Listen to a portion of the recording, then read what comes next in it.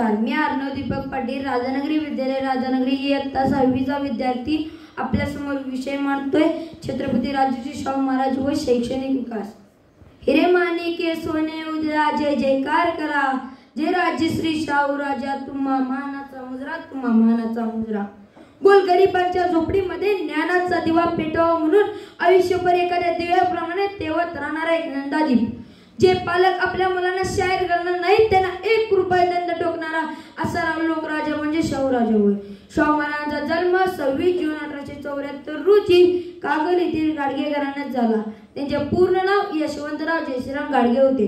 त्यांच्या आईचे नाव राधाबाई होते। शाहू महाराज लहानपणापासूनच कुशाग्र बुद्धीचे व न्यायप्रिय होते। वयाच्या 20व्या वर्षी त्यांना राज्याधिकार प्राप्त झाला। मित्रो, तो काळ होता 150 वर्षांपूर्वीचा।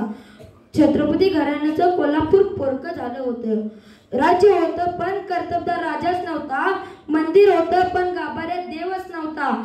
अशा कोल्हापूर संस्थानाच्या इतिहासात एक अंधार युगच नांदत होता आणि करवीरची प्रजा महालक्ष्मीला साकडं घालत होती। आमच्या अस्मितेचं रक्षण करणारा छत्रपती आम्हाला लाभू दे, हे कोल्हापूरच्या अंबाबाईनं व डोंगरावरच्या ज्योतिबानं रयतेच्या हृदयाची हाक ऐकली।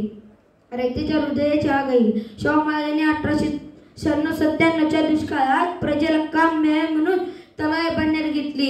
1902 साली मोठी योजना आखली, जलसिंचन धोरण तयार केले। या योजनेअंतर्गत भोगावती नदीवर राधानगरीत एक धरण बांधले आणि जिल्ह्याला 12 महिने पाण्याची सोय करून दिली। शाहू महाराजांनी सक्तीच्या शाळा सुरू केल्या, मुलांसाठी वसतिगृहे स्थापन केली, मुलींसाठी शिष्यवृत्त्या जाहीर केल्या।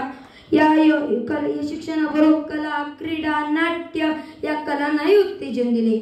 शाहू महाराजांनी मल्लविद्येला चालना देण्यासाठी मोतीबागेत कुस्त्यांचे मैदान बांधले। असे अनेक मैदान बांधले आणि 1912 साली खासबाग इथे कुस्त्यांचे जंगी मैदान उभे केले। शाहू महाराजांनी आपल्या राज्यातील जनतेसाठी विविध योजना आखून लोककल्याणासाठी कामे करण्यास सुरुवात केली। शाहू महाराजांनी 1894 ते 1922 अशी 28 वर्षे कोल्हापूरच्या गादीवर राज्य केले। शाहू महाराजांनी आपल्या साम्राज्यात शिक्षण सामाजिक सुविधा करण्यास सुरुवात केली। त्यांच्या शिक्षणावर भर होताच पण सर्वसामान्यांना शिक्षण उपलब्ध करून देणे हे त्यांचे ध्येय होते। स्त्रियांची परिस्थिती सुधारण्यासाठी त्यांनी अनेक कामे केली। स्त्रियांचे शिक्षण करण्यासाठी त्यांनी शाळा स्थापन केल्या।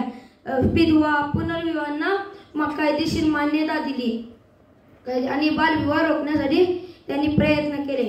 अशा राज्याने 6 मे 1922 रोजी अखेरचा श्वास घेतला। ते जग सोडून गेले पण त्यांच्या कर्तृत्वाचा गंध अखंड दरवळत राहिला।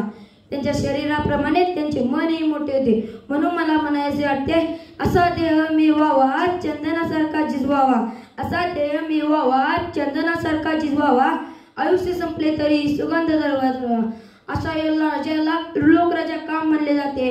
शाहू राजाच्या ना उपकाराच पांड कधी फिटणार नाही, लोकराजाच्या नावाच पान कधीच मिटणार नाही। राजा रयतेचा माझा शाहू, राजा रयतेचा माझा शाहू, शाहू राजाच्या नावाच गुणगान गाऊ। जय हिंद, जय महाराज, धन्यवाद।